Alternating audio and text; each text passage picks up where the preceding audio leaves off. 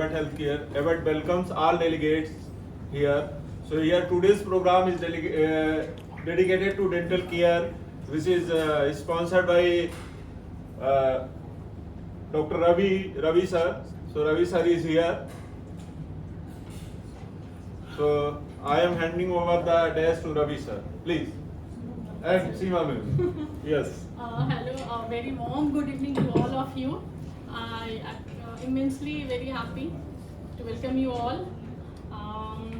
बहुत अच्छा लग रहा है आप लोग को देख करके, सीखने के लिए आप लोग आए हैं. I welcome Dr. Ravi Kumar to present, to say something on the topic, the protocol in implantology. Thank you very much. Thank you everyone who has shared their time to come here. And मुझे लगता है कि mostly मैं जिनको भी देख रहा हूँ मोस्टली यंगस्टर्स हैं और ऑब्वियसली कुछ सीखने के लिए आए हैं टाइम निकाल करके. तो my topic is protocol. So this is very, the topic is itself very different, but I would like to share the protocol about the mostly the surgical phase of the implantology. Basically जब हम लोग implant में आते हैं तो पहले हमारा target होता है कि we place lots of implants.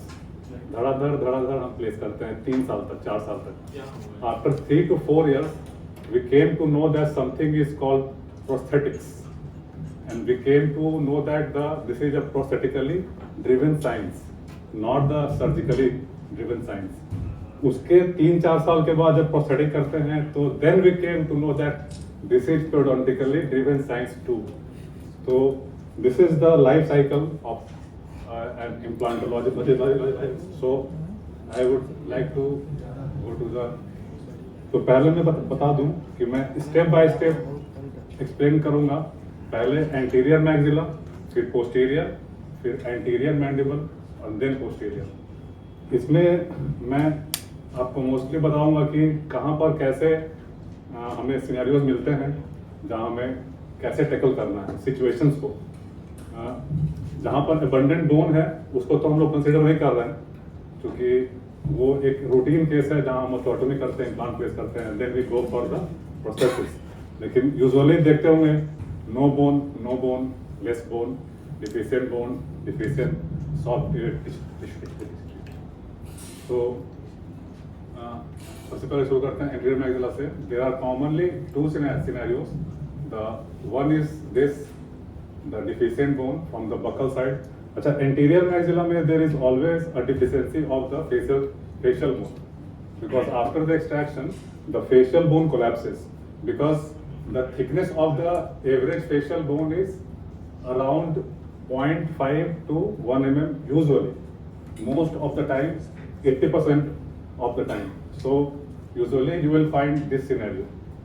And the second most common one is the fractured root और फेल्ड RCT.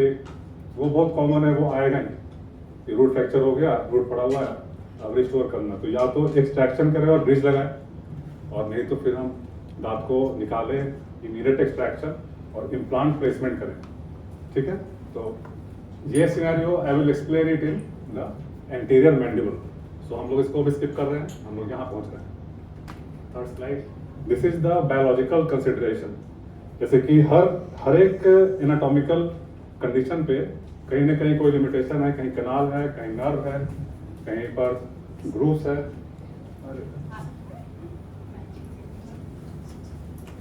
सो एंटीरियर मैक्सिला में नेज़ोपैलेटाइन कनाल है, तो always go for the CBCT. CBCT is must for the implants. Many people I have heard that they used to talk that CBCT लिखते हैं तो patient भाग जाता है. पेशेंट कहीं नहीं भागता है, वो आपका कॉन्फिडेंस देख के शायद भाग जाता होगा. ये भले ही है, पेशेंट भागता कहीं नहीं. पेशेंट आपके पास आया है, वो ऑलरेडी कन्विंस है. पहले तो उसको कन्विंस नहीं करना है कि पेशेंट आया तो usually we do start convincing. ये अच्छा है, वो अच्छा है. पेशेंट इज ऑलरेडी कन्विंस्ड, तभी वो आपके क्लिनिक के अंदर है. क्योंकि क्लिनिक में हमारे पास इतने सारे डॉक्टर्स हैं, अगर वो इनके पास पहुंचा तो सबको छोड़ के वो यहाँ आया. तो कन्विंस नहीं करना है, जो प्रोटोकॉल है उसको फॉलो करना है. आप CBCT करेंगे, you will have to see the nasopalatal canal. What is the position? If you are going to do a osteotomy in a central incisor, then you have to evaluate what is the position of this canal so that you maintain a safe distance from this canal. Okay, so if the root is present, then our sole purpose is to restore the faciopalatal width of the bone, because I have already told the facial bone collapses. Whenever you go for the extraction, within 3 to 6 months, around 2 to 3 millimeter bone collapses. मतलब कि अगर 7 millimetre width है तो 2 to 3 millimetre bone collapse कर जाएगा. Suppose यहाँ ये bone है, हमने एक्सट्रैक्शन किया और हमने इम्प्लांट डाला, तो अगर हम सेकेंड स्टेज सर्जरी में जब फॉलो करेंगे तो वो हमें मिलेगा ऐसे. ऐसा लगेगा कि मैंने इम्प्लांट बकली प्लेस किया था. मोलर में भी सेम कंडीशन होता है, इसलिए कॉमन एक टेक्निक है, इसको रूट मेम्ब्रेन थेरेपी बोलते हैं या सॉकेट शील्ड टेक्निक बोलते हैं. One of the commonest. Anybody is doing socket shield? Doctor साहब कर रहे हूँ. We have two basal implantology stalwarts with us, Dr. Abhishek and Dr. Tiwari. So maybe they will not be agree with us नहीं, on some topics. So we are talking about usually endogenous type of implants, correct? तो root membrane therapy में suppose tooth है तो हमें वो tooth समझ लो it is like a bone. भगवान ने गिफ्ट दिया है कि आप उस केस को मेंटेन करो for the long term success. अगर आपने टूथ को निकाल दिया और तब इम्प्लांट प्लेस किया तो that is not a good plan. अगर टूथ हेल्दी है, रूट हेल्दी है, अगर पेरिफेरल एब्सेस नहीं है, सपोज कोई फ्रैक्चर नहीं है रूट में, तो you can go for this technique. I will explain how. अगर आपको कहीं भी किसी को भी समझ में नहीं आया तो मुझे रोक देंगे, कहीं भी कोई क्वेश्चन पूछना हो बीच में पूछ देंगे, कोई दिक्कत नहीं. क्योंकि टाइम निकाल के आप आए हैं तो कुछ मैसेज लेके ही जाएंगे. This is the CBCT classification. अब सपोज हमने कोई केस प्लान किया इंटीरियर का, तो हाउ डू वी प्रोसीड? सबसे पहले we will get a CT and these are, you can see these type of conditions you will get, these type of conditions. अब इसका करना क्या है? Suppose if the root is here, then sorry,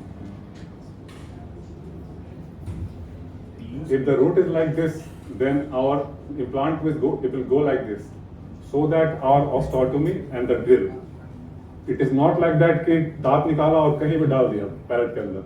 पहले से plan करना पड़ेगा angulation किधर रहेगा. और second thing, in this case also, if you will remove this tooth, you will have to go like this. इस केस में अगर आप अपने ड्रिल को डालेंगे तो डायरेक्टली वो यहाँ पर आएगा ऐसे यहाँ, और उसके बाद करेंगे तो परफेक्ट कर जाएगा. तो so you will have to take a purchase point here and then you can proceed here. This is called jump osteotomy. The kind of osteotomy is already there, but you will have to change the angulation of your drill to get the proper prosthetic position, so that your cover screw drill will cover screw will come on the palatal side. Likewise सारे classifications दिए हैं, उसके according हमें city के according planning करना है. And these are the proposed angulation of osteotomy in a different kind of classification. Like in this case, there are two ways to do the osteotomies.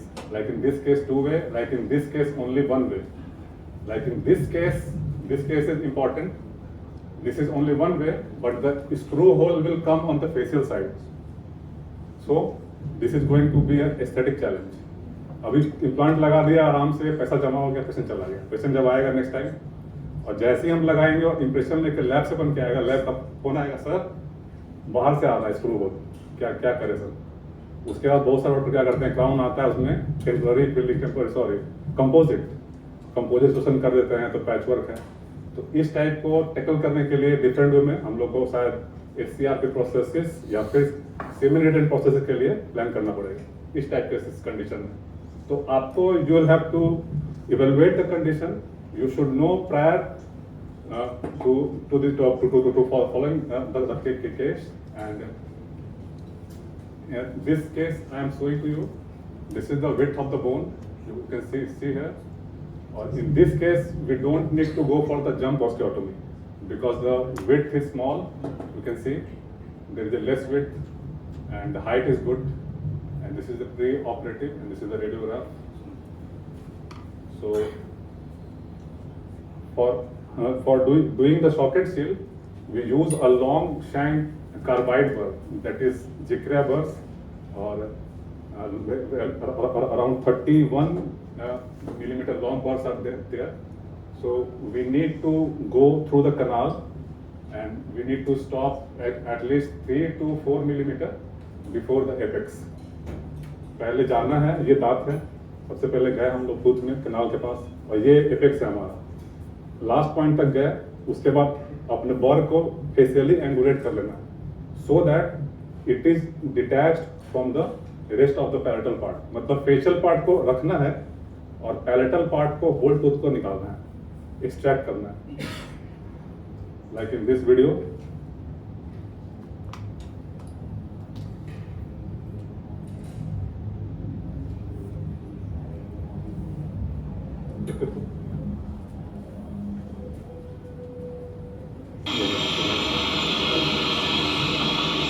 This is just the, now I am into the canal and I am sectioning it mesodistally. I am sectioning the tooth mesodistally.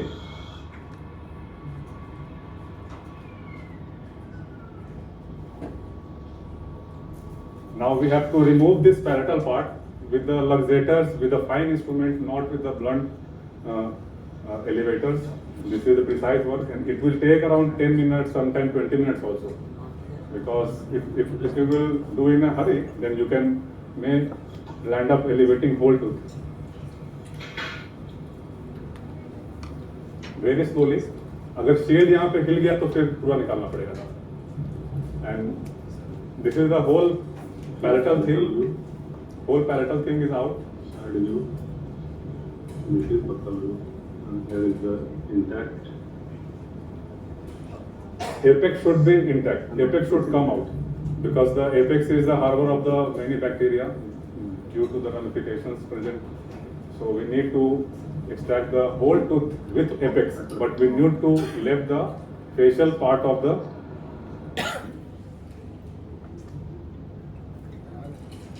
This is the photographs of the extracted tooth. This is the palatal view. The whole palatal is out, and this slide is important. This is the, you can say, coronal view. You can see the whole apex is here. The whole facial part is here. Sorry, whole palatal part is here. Only this facial part is inside the patient's mouth. We have to left it there. वहाँ छोड़ना है उसको, touch नहीं करना है. और ये this is a facial view. ठीक है? So इसका what is the concept behind keeping the facial part of the tooth? What is the concept? So we do have a periodontal ligament around the tooth. ठीक है? And that periodontal ligament keep enriching, giving nutrition to the bone. So keeping that part of the root, it keeps supplying the blood over the facial part of the bone. So it prevents the collapse of the buccal bone. अगर वहाँ blood supply वो करता रहेगा as it is जैसे कर रहा था, तो facial bone जो है वो maintain रहेगा, collapse नहीं करेगा. जो facial architecture है वो बिल्कुल maintain रहेगा as it is. Success rate is 100%. I have never failed. I am doing this thing since last 7 years, and I have never failed. Only one time I was not able to create a shield. Only one time. वो भी patient जो थे around 80 years के थे, इतना stiff था कि वो एक्सट्रैक्शन हो ही नहीं रहा स्प्लिट करने के बाद में. जब होगा ही नहीं तो फिर कैसे होगा? I had to remove. And this is the photograph of jump osteotomy. Suppose your city, it all depends upon the city, your city. अगर सिटी में कुछ ऐसा दिख रहा है, कि फेशियल बोन थिन है और palatal there is abundant bone, then in that case there is a technique for it. You just keep this drill. Suppose this is the tooth. You keep this drill at the deepest part of the root, and then retrieve it 4-5 millimeter, and then change the angulation toward the palatal side. ठीक है? डालना है, थोड़ा निकालना है और थोड़ा palatal में परचेस करना है किसी पॉइंट पे. साइड कटिंग ड्रिल से. स्मूथ ड्रिल यूजुअली ट्राई नहीं करना है. साइड कट ड्रिल जो होता है, जो लेंस ड्रिल होता है, साइड कट, वो क्या होता है कि वेल एंगेज करता है, स्लिप नहीं करता है. अगर आप स्मूथ ड्रिल ट्राई करेंगे तो may be it can slip, और अगर स्लिप करेगा तो फिर वहाँ थोड़ा परफोरेट कर सकता है, ठीक है। और you need to place the implant parallelly at least 2 millimetre from the ship at least, and मैंने बहुत सारे लोग पूछते हैं कि सर उसको ग्राफ्ट करना है कि नहीं स्पेस को, क्योंकि एम्प्टी स्पेस दिखेगा आपके इसमें, इम्प्लांट दिखेगा, एम्प्टी स्पेस भी दिखेगा। Then if the space is 2 millimeter, you can leave it like that, and if the space is more than 2, then you can graft it or you may not graft it. कोई data इसका ऐसा नहीं है, क्योंकि shock and seal technique is itself discovered in 2010, मतलब 14 साल पहले हुआ है, नया टेक्निक है। डॉक्टर हर्सलर ने डिस्क्राइब किया था इसको, उनका पहला ही काम था, एक डॉग के ऊपर किया था। तो एक्चुअली और इसके काफ़ी सारे क्रिटिक भी हैं, बहुत सारे जो सीनियर प्रैक्टिशनर्स है वो करते नहीं हैं और क्रिटिक करते हैं, लेकिन इट हैज़ अ नाइस, अब तो एस्टैब्लिश हो चुका है, 10 साल 12 साल का एस्टैब्लिश रिकॉर्ड है, मल्टीपल पेपर्स है और फॉलोअप भी है हमारे पास। इंडियन डेंटिस्ट्री के अंदर हमारे पास एटलीस्ट कम से कम 12-13 साल का रिकॉर्ड बहुत सारा है, अब बहुत कॉमन है, आप सर्च करेंगे तो काफ़ी सारा मिलेगा आपको paper. And suppose you have removed the whole parietal part in the tooth, then you need to trim this facial part of the remaining tooth, ठीक है? Because it should not peep out outside the gingival margin. So you need to trim it. You need to trim it up to the bony crest level or 0.5 to 1 mm above the bony crest level, ठीक है? मेरा personal experience है कि 0.5 to 1 mm ही रहे तो अच्छा है. That will give more support to the soft tissue. ऐसे बुक में लिखा है, लिटरेचर में लिखा है up to the bony crest या 0.5. So this is the membrane and this is the implant placed parietal to that tissue, parietal to that tooth root. And I would like to show this thing. I would like to show this instrument, this one. This is the gingival retractor. Special instrument है, इसी काम के लिए है, invent हुआ है अभी सिर्फ 3-4 साल पहले, ठीक है। अगर आप इसको रिट्रैक्ट नहीं करेंगे ना तो you will end up hurting the tissue, so you need to retract that so that you can trim it easily up to the bony crest level. अगर ये नहीं है तो हमारे पास वो क्लास 2 रिस्टोरेशन करने के लिए बैंड आता है, you can use it also, वो मतलब जुगाड़ टेक्नोलॉजी है, हाँ वो आप लगा करके थोड़ा उसको कर लेंगे, कोई दिक्कत नहीं, हो जाएगा। अगर you can purchase this is good. And in these type of cases, our sole motive is to prevent the architecture, prevent the soft tissue and hard tissue architecture, so that we can achieve a long-term sustainable, a beautiful outcome. So we need to temporize, immediate temporize this type of cases. Only contraindication is suppose your implant has pinned or you are getting a very less torque like 10-20. If you are getting a torque more than 30, you can do immediate temporization. तो chair side ही आपको normal abutment को trim करके आपको आप cool time use कर सकते हैं, कॉल्टिन का आता है, या फिर आप किसी अच्छे ब्रांड का फ्लोएबल लाइट क्योर कर सकते हैं यूज, ठीक है। अगर आपके पास अबटमेंट नहीं है तो सबसे बेस्ट होता है कि टेम्पररी अबटमेंट मिलता है, उसमें सिरेशंस होते हैं।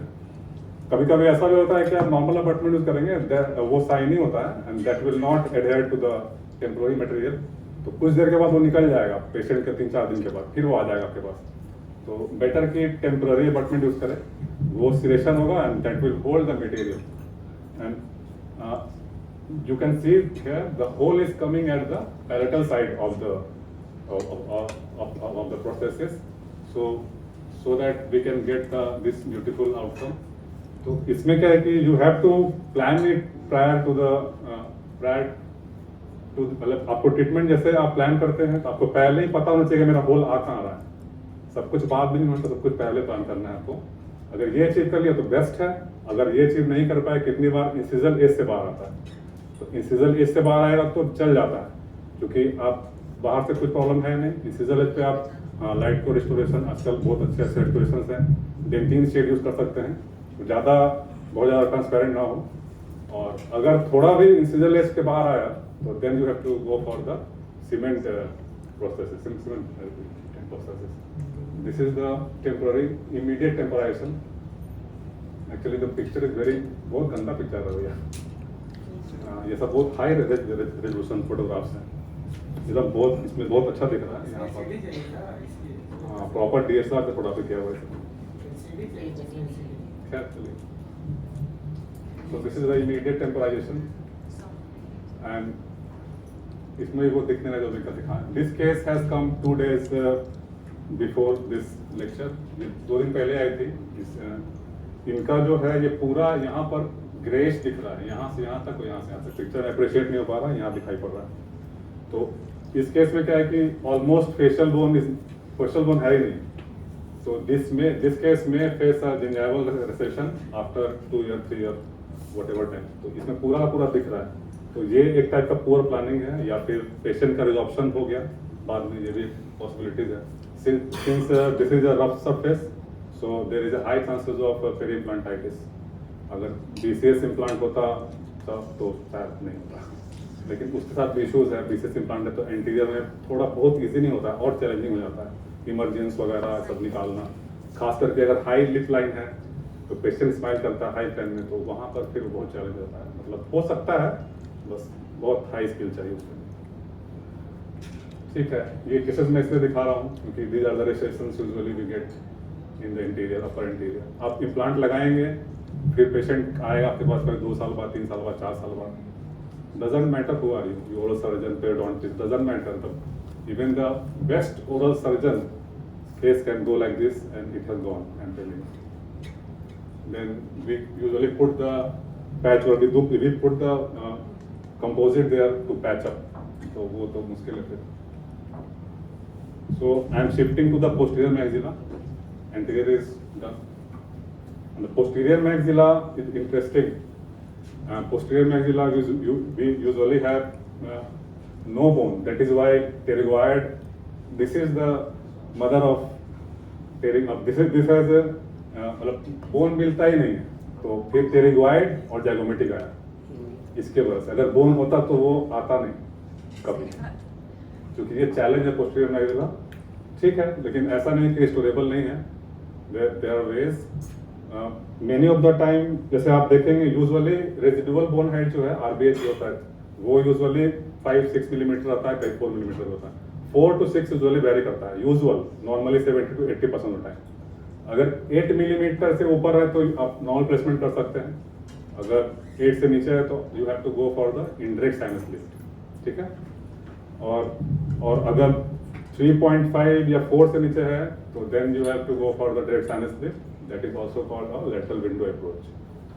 ठीक है, और इसका भी जो ऐसा प्रोटोकॉल फिक्स नहीं है, बुक में, लिटरेचर में टाइम टू टाइम चेंजेस आता है कितने मिलीमीटर में क्या हो सकता है, लेकिन what is my experience is that all depends on the clinicians experience. ठीक है, बहुत सारे लोग इंडायरेक्ट साइनस लिफ्ट थी इमेन बोन पे भी करते हैं, कोई दिक्कत नहीं, आराम से होता है। देयर आर वेज, ठीक है, there are instrument, there are techniques. So लेकिन I am talking about the normal protocol. So we are proceeding with the indirect sinus lift. Suppose हमारे पास बोन जो है वो 4 to 7 मिलीमीटर तक है। ऐसे अभी मिनी इम्प्लांट्स भी है, उसमें अब 5 का इम्प्लांट लगता है। मैं उसकी बात नहीं कर रहा हूँ, वो सब मतलब है इम्प्लांटोलॉजी इनलेस। मैं एक नॉर्मल प्रोटोकॉल के बारे में बात कर रहा हूँ। इंडायरेक्ट साइनस लिफ्ट, तो इंडायरेक्ट साइनस लिफ्ट में we have this CBCT findings like the height is 5.10, height is at 1.16 4.4 and 1.5 6.6। सांस लीजिए सर, धीरे, सॉरी अब इस पर नहीं आना था। So at 1.5 I have skipped the indirect sinus lift by little bit tilting the implant। ऐसे 5 के पास आप जैसे ही आएंगे ना तो 4 की तरफ maxillary sinus का anterior margin जाएगा। You can little bit tilt and you can skip the surgery। जहाँ तक हो सके prevent the patient for the trauma from the trauma। लेकिन सर्जरी या ट्रॉमा तो होगा ही, लेकिन आप पेशेंट करते हैं तो you think like you are अपने फैमिली। ऐसे हर हम लोग डेंटिस्ट मुझे लगता है ज़्यादा इमोशनल होते हैं डॉक्टर्स में, सारे हम लोग ज़्यादा इमोशनल है क्योंकि हम लोग एस्थेटिक के साथ प्ले करते हैं। हमारे पेशेंट जो है एलए में काम कराते हैं, उनका पेन हमें फील होता है। जब हम सर्जरी करते हैं तब इन्वेट करते हैं, जब हम टेरिवाइड इंगेज करते हैं इंगेज नहीं होता है। 1 2 3 4 5 6 we feel that pain, we are trying to catch but we are unable. लेकिन जब सर्जरी कर रहे हैं तो करना ही है। अगर कुछ कर रहे हैं तो करना है, ब्लीडिंग है तो रोकना ही है। लेकिन जहाँ हो सकता है, जहाँ बच सकता है, if there are something some means, कुछ तरीका है तो बचा लीजिए उसको। यहाँ में टिल्ट किया, लेकिन इन दोनों साइड में I have to go for the indirect sinus lift. तो इंडायरेक्ट साइनस लिफ्ट में you can use osteotomes, you can use different type of kit, casket, gasket, you can use there are magnetic mallet, different kinds of kits and things are there. So we have created a window, and this is a Valsalva maneuver. Very good, sir. You can see the hydraulic lift of this drop of blood from the sinus. The patient is breathing, and the hydraulic lift is there. There is no bubbling. So this is the maneuver to check if is there any perforation or not, because indirect sinus lifts are highly associated with Snedderian perforation. तो वो क्या है कि that is a blind technique. You are not looking at the sinus membrane. तो उसमें बहुत बार क्या होता है कि आपने जब ग्राफ डाला ना तो वो ग्राफ स्प्रेड कर जाता है, आपको पता भी नहीं चला वो टेयर हो गया। लेकिन साइनस इज वेरी फॉरगिविंग, और इनिशियली डेज से साइनस का एक थोड़ा हवा टाइप का बनाया हुआ है, वो है। जब आप इम्प्लांट शुरू करेंगे ना तो फिर ये साइनस वो साइनस है, साइनस वो साइनस कुछ नहीं है। वो साइनस में यहाँ से भी जाता है इम्प्लांट और वहाँ से निकल जाता है, कुछ नहीं होता। लेकिन that is smooth surface implant, और रफ सरफेस के लिए थोड़ा सा वो चीज़ अलग है, क्योंकि रफ सरफेस है तो पेरी इम्प्लांटाइटिस प्रोन है। तो अगर आप सपोज आपने कुछ गलत तरीके से किया और पेरी इम्प्लांटाइटिस हो गया तो you may land infecting the sinus. तो वैसे भी आपको वो सब चीज़ को दिमाग में लेके चलना है। तो ये वाल्साल्वा मैन्यूवर करने के बाद आपको पता चल जाएगा अगर बबलिंग है यहाँ पर, तो फिर अबॉर्ट नहीं करना है तो you just place the implant, that's it, don't go for the grafting, no need, कुछ नहीं कर दीजिए, कुछ नहीं होगा, वो अपने आप बन जाएगा। और अगर आपको लग रहा है कि नॉर्मल है, हो रहा है, तो you can proceed. And if your implant like this is the graft area, this red marking, there is a graft in between these both red marks, upper and lower. So this is the tilted one, this implant, and this is straight. You can see little tilt is here. So I have placed the graft and the case is completed. So agar suppose you need to place only 2 to 3 millimeter inside a sinus, then there is no need to go for the graft. और अगर आपको 2-3 से ज़्यादा जाना है तो there are theories that tells you should do a grafting, and there are also papers who tells that no need to graft at all.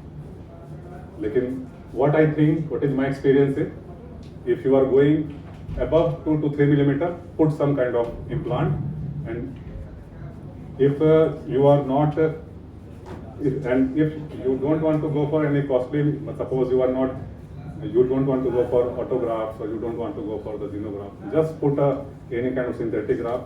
Mostly use putty type of graft, that gun graft, Novabone, yes, correct, Novabone, because that has a nozzle and that goes directly inside the osteotomy, so that is good. Otherwise if you will use a particular type graft, it will float everywhere.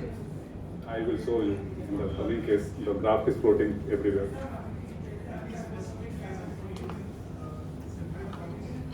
Separate terms. No specific one. You can splint, you may not. Depends on you. It is all upon you. Because this is not the whole case. The whole picture is different. This patient had a bridge from here to here. This patient had a full implant from lower. I have not uploaded that whole picture because my intention was just to show the indirect sinus lift, so that there is a you can see there is a tooth. तो यहाँ से यहाँ पर का bridge था, तो suppose मुझे कुछ ऐसा इधर का ब्रिज अच्छा नहीं था, पेशेंट का फाइनेंशियल ऐसे कारण लगा दिया। एक्चुअली उसका 7 इम्प्लांट नीचे में थे और 3 इम्प्लांट ऊपर में थे, तो मैंने सोचा कि अगर रखता हूँ मैं क्लियर, सपोज कुछ हुआ तो मैं तुरंत उससे सपोर्ट प्ले कर लूँगा। तो उसी के हिसाब से इसको मैंने प्लान किया। ऐसे यहाँ पर 2 इम्प्लांट डाल करके हो जाता ब्रिज आराम से। So what are the considerations for sinus lift? You cannot go blindly inside the sinus. ये केस आ गया, पैसा जमा होगा काउंटर पर सीधे डाल दो अंदर, स्टोटोमी कर दो, नहीं। You have to see a few things like septum, one of the most common and one of the most overlooked thing, वो जब हम करते हैं रूट कैनाल वगैरह तो मल्टीपल एक्सरे शूट करते हैं आरबीजी अपर 6 7 का, कभी कभी देखते होंगे ऐसा वाइट लाइन ऊपर गया हुआ, and we never think that what is this, that is a septum. तो अगर सेप्टम ऐसे वर्टिकली है, suppose you are doing your osteotomy directly beside the septum, you will end up perforating the membrane. तो इसको देखना है, CBCT में evaluate कर लेना है, जहाँ सेप्टम होगा उससे दूर रहना है आपको, बस simple.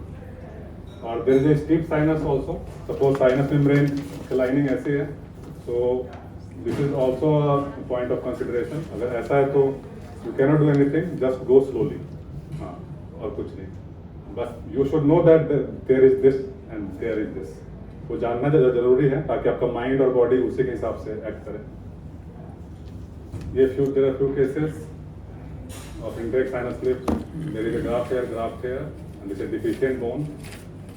And this is another case on direct sinus lift. This is the and we are elevating a Schneiderian membrane by this, and this is the implant here. This is also a steep sinus floor, example of a steep sinus floor. These all are my cases, almost all, except I have used some slides from internet, but 98% of the slides are my own patient slides. So this is the steep sinus floor. This is a stopper. ये stopper है. Suppose initial days में क्या होता है ना कि हाथ पे बहुत कंट्रोल नहीं होता है, और यहाँ पर भी थोड़ा cortical bone है sinus में, लेकिन बहुत thin होता है वो. थोड़ा प्रेशर पड़ेगा तो वो चला जाएगा। अगर आपका ड्रिल शार्प है तो, अगर डल है तो नहीं जाएगा, फिर थोड़ा रुकेगा वो, थोड़ा प्रेशर देंगे तब जाएगा। लेकिन इनिशियल डेज में this photographs are I think 7 और 8 years old, तो अगर साइनस के लिए आप लग रहा है कि अभी उतना एक्सपीरियंस नहीं है तो use stoppers. Suppose CBCT has given you 6 millimetre, तो 6 मिलीमीटर 7 मिलीमीटर स्टॉपर्स यूज करिए। 6 के बाद फिर 8 आता है तो आप 8 कर सकते हैं use, so that you can not you prevent accidental punching inside the sinus. Now we are coming to the direct sinus lift. अभी बोन जो है हमारे पास वो 4 भी नहीं है, 3 भी नहीं है, 2 मिलीमीटर। अब 3.5 पे भी इंटरेक्ट कर सकते हैं, कोई बात नहीं है, लेकिन अब बोन 2 मिलीमीटर है और हमें टेरिवाइड जगहों में नहीं डालना पेशेंट को, या हम जानते नहीं हैं, हम डालना चाहते नहीं, हमारा प्लान वैसा नहीं, हमें यही करना है पेशेंट का। और सपोज सारे दांत है पेशेंट के, एक ही नहीं है 6, कहाँ टेरिवाइड कहाँ जाएगा वहाँ, वो डालना ही डालना है, कोई भी रहेगा उसको करना ही करना है, या तो वो करेगा नहीं तो वो मरेगा, या तो फिर ब्रिज करिए। तो ब्रिज तो भूल जाना है, क्योंकि it is something like barbaric, कि आप नेचुरल आपको कट कर रहे हैं।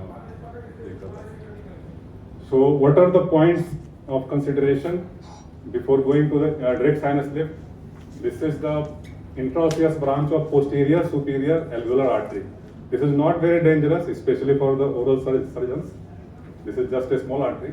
लेकिन ऐसे अगर आप कर रहे हैं लैटरल विंडो, और आपने देख रखा है वीडियोस या किसी का कहीं कोर्स में एक के ऊपर किया हुआ है, वहाँ तो एक बूंद ब्लड नहीं है, लेकिन जब आप ड्रिल करेंगे, पंच करेंगे, तो you may land up missing the surgical side, bleeding होगा थोड़ा, उसको आपको you have to prevent that by cramping, by bone wax, by cautery, different means. तो ये अगर आर्टरी के साइज पे डिपेंड करता है, sometimes they are little wide, sometimes they are very small, but you should know if there is an artery, so you need to avoid that side. Suppose वहाँ artery है तो you need to avoid punching, you need to avoid tearing that.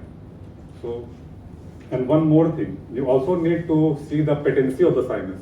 The sinus open up inside the nasal meatus, through the ostium. So you also need to see the patency of the ostium. The ostium is खुला है कि नहीं, मतलब block नहीं होना चाहिए। So this is the residual bone height of this case. Residual bone height is 2 millimeter and our width is 7.9, almost 8. So this is the case. और इस पेशेंट का एक और था, यहाँ पर बोनी डिफेक्ट थे, आप देख सकते हैं, there is a bony defect here. तो इनका एक्सट्रैक्शन हुआ शायद 4-5 months back. So थोड़ा है यहाँ पर, वो भी है कंडीशन। ये this is the video of the whole procedure, but I am just showing the.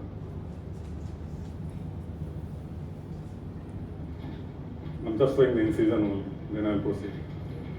This is a long video. This is a video of the whole procedure. I am not going to show you all this boring stuff for now. बस जहाँ जरूरत है उतनी देखिए। This is the, there is a defect, you can see. Defect, ये surprise था। थोड़ा सा दिख रहा था लेकिन पता नहीं था कितना बड़ा डिफेक्ट मिलेगा वहाँ पे। एक तो बोन नहीं है, 2 मिलीमीटर ही है, ऊपर से फिर डिफेक्ट भी आ गया bone defect. See, so this is our lateral window. Lateral window है। अब लैटरल विंडो बनाएंगे कहाँ? एक तो पहले जो है तो इवेलुएट द सिटी कि वो वहाँ पर पोस्टीरियर सुपीरियर जो आर्टरी है वो है कि नहीं। अगर वो नहीं है या है तो उसके अकॉर्डिंग आप हाइट करेंगे साले। जो भी आपका रेजिडुअल बोन हाइट है, सपोज 3 मिलीमीटर है, तो आप बिल्कुल वहाँ पर बेस पे नहीं करेंगे, बिल्कुल नहीं करेंगे, उससे 3-4 मिलीमीटर अप करेंगे, सो that you can manipulate the membrane easily. अगर आप बेस पे करेंगे तो क्या होगा? टीयर होने के चांस बढ़ जाएगा, क्योंकि आप कॉर्नर पे रहेंगे। बिल्कुल एक कर्व होता है ना कॉर्नर, जैसे कार ड्राइव करते हैं तो कॉर्नर पे गाड़ी अनबैलेंस होता है बहुत ज़्यादा। तो वैसे ही आप जब इंस्ट्रूमेंट करेंगे हैंडल, तो कॉर्नर है ना, तो वो कॉर्नर डिटैच करने में टीयर का चांस बढ़ जाएगा। थोड़ा अगर आप रहेंगे अपसाइड तो यू कैन डू इजीली, ठीक है ना। तो chances of tear of the membrane will be low. This is I have made the window. Window बन गया। विंडो बनाने के लिए भी you can use normal simple bur, round bur, or you can use different kind of kits in the market like gas kit, casket, or you can use a piezo also. Piezo is also good. This is the punch, and that bone is out, and now we have created a window there. This is the curette in action. We are separating the Schneiderian membrane from the wall very gently, not in a hurry, very slowly.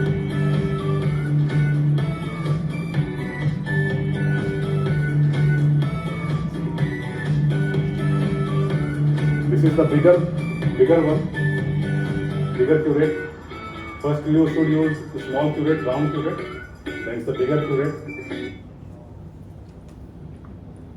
So the flap is raised and the window is cut and the chips of the bone is out. Now we have elevated, we have separated the Schneiderian membrane from the bone, and now again the Valsalva maneuver to see whether my membrane, the Schneiderian membrane, has perforated or not. I am telling the patient to breathe in and out gently. There is no bubbling. Now this is the graft in place. After that you will have to do grafting, and that thing I was talking about, you can see this is very not easy to handle the particulate graft. So it will spread. तो इसमें additional 10 minute जाएगा आपका। Time is money, time is everything. तो do such things कि आपको temporary count बनाना हो तो 2 minute बन जाए। There are materials, there are techniques। 2 minute में इवन आपको सीडी का बेसमेंट बनाना हो 30 सेकंड से बनता है आज के टाइम में। बाई ट्रिम रेडीमेड मिलता है, 1 मिनट बाई ट्रिम। एक दिन के अंदर सीडी का 90% काम खत्म। सीधा ट्रायल आएगा नेक्स्ट डे, 3 दिन में काम खत्म फुल सीडी। तो there are materials, there are ways. तो यहाँ एक गलती हुई, मतलब हुई थी। तो अभी क्या है कि अभी आपके पास क्या है कि सारा सिरिंज फॉर्म में आपके पास है, लेकिन this graft I have mixed with little autograft, I have used the xenograft. तो थोड़ा सा वो करना था इसलिए ऐसा हुआ। लेकिन आप अगर चाहें नॉर्मल अगर ग्राफ यूज करते हैं तो वो सिरिंज फॉर्म में आता है। This is the whole dome of this graft. किसी को कुछ पूछना होगा तो पूछ सकता है। बिल्कुल साहब इसमें ऑटोग्राफ लिए कहाँ से थे? आसपास के साइड से वहीं पे। No I never prefer, doctor साहब हैं क्या? सर्जन नहीं है ना? आई Pratyush. I never prefer to describe मतलब another side because I have few bad experience in that. तो प्रत्युष होते तो कुछ बात होती है। You just use the scraper or how you harvested that? Yeah, there are I have drills. Okay. 2-3 type of drills. Refined drills. You हाँ, use refined drills. I have the scraper also drill also depending upon the condition. How much I want to hurt the patient. लेकिन secondary side I don't like. एक बार experience भाई sir doctor साहब आए नहीं है, वो मैं पैलेटल ग्राफ्ट ये कर रहा था, सीटीजी ग्राफ्ट प्रोक्योर कर रहा था पैलेट से। तो पैलेट इज, डॉक्टर साहब सर्जन लोग पता है, ब्लीडिंग होता है तो फिर पैलेट से ब्लीडिंग अच्छा होता है, and that is very tough to manage. तो एक बार ऐसा हुआ था, काफ़ी टाइम लगा था, 2-3 घंटा लग गया था। सीटीजी ग्राफ्ट निकाल रहा था मैं और ब्लीडिंग हुआ तो काफ़ी काफ़ी लग गया, 2 घंटा लग गया था ब्लीडिंग कंट्रोल करने में। और वो तो ग्राफ्ट फेल ही हो गया, वो मतलब डिनेचर्ड हो गया। दे रहे थे तो भी नहीं रुका। मतलब दैट इज मोस्ट डिफिकल्ट। मतलब मैं एक्सपीरियंस शेयर कर रहा हूँ बस, मतलब अभी तो एक्सपर्ट्स हमारे साथ हैं जो लोग करते हैं, बहुत सारे लोग यहाँ पे। मैं अपना एक्सपीरियंस शेयर कर रहा हूँ। पैलेट इज थोड़ा डिफिकल्ट प्लेस है। और फिशुला के केस में मैंने पैलेटल फ्लैप रेज किया था। हाँ रोटेशन करने में के फिशुला तो क्लोज हो गया, बट जो प्राइमरी साइड था हाँ। उसको रोटेट किया था, वो कॉर्टरी चलाते रह गए, yes, परेशान you will indulge yourself in managing the secondary side, the secondary front you have opened. So that is not very easy, but still the new thing. जब बोलेंगे तब स्टॉप कर देंगे, ये तो पूरा ही इंग्लिश है। I will stop at any time, कोई बात नहीं, बहुत इंग्लिश है, मैं बहुत सारा स्लाइड्स में स्किप भी करूँगा। स्टॉप नहीं करना है, वरना मैंने बता दिया कि time half an hour shift हो गया। ठीक है, तो अभी मैं आता हूँ एक इंफॉर्मेटिव इस पे। Everybody node about the residual bone height. हम लोग सब लोग पढ़ रहे हैं, जो कोई पीजी कर रहे हैं, बहुत आपने एक्सपीरियंस भी। Residual bone height, bone height, bone height, bone height. Nobody talks about the width, nobody, I haven't heard. तो इसमें क्या है ना, साइनस विड्थ का एक कॉन्सेप्ट है, मतलब इस पे रिसर्च है, पेपर्स है। Since this is a protocol, so I am going to share few vital information. There is a research that shows that sinus width is very important, very crucial. So whenever you are going, especially for direct sinus width, then you need to evaluate the width of the sinus, because when the width of the sinus is around, width कहाँ से, ये भी एक question है, from where? Width is from here also, width is from here also, from here also. Width is from base to the 10 millimeter. Base से 10 millimeter पे width आपको देखना है कितना है। If the width is around 10 to 15 millimeter, the success rate of your graph will be around 80 to 90%. ठीक है? If the width is more than 15, like 15 to 20, then the success rate will be around 60%. And if the width is more than 20 millimeter, like in this case, then success rate dramatically decreases. It is around 35 to 40% only. ठीक है? And that also gives us the information how much graft we need to place inside the cavity. If you will start evaluating your patient's post-operative CBCT, then you will get to know whole new world of the implantology. Implant is here and the graft is here. No graft on the palatal side, and your whole palatal side is empty. So there is no point doing the surgery. So there is no point, sir.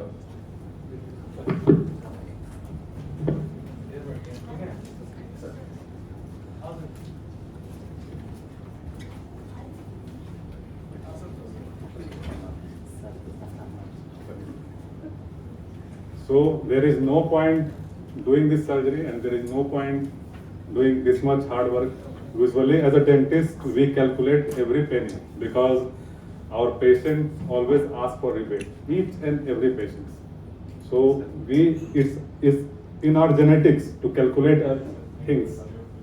Even if we are spending 100 rupees more on the patient, we think not twice or thrice, we think many times, usually don't do.